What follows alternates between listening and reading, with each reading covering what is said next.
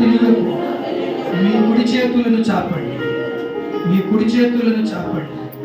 నాకు తెలుసో తెలియకో ఇంతకాలము నేను పాపములో ఉన్నాను.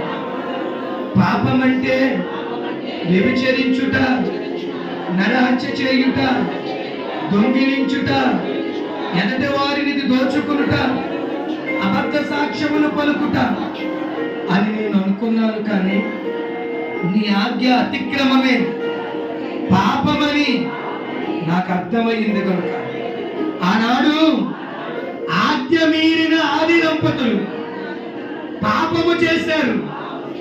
అది పాపమైతే ఇదిగో ఇప్పుడు నేను ఆజ్ఞ అయిన ఆరాధన మానుట పాపమే. కనుక ఇక పాపము నేను చేయక ఆ రోజున ఆ నీకును వారికి మధ్య మూడవ వ్యక్తి వచ్చాడు.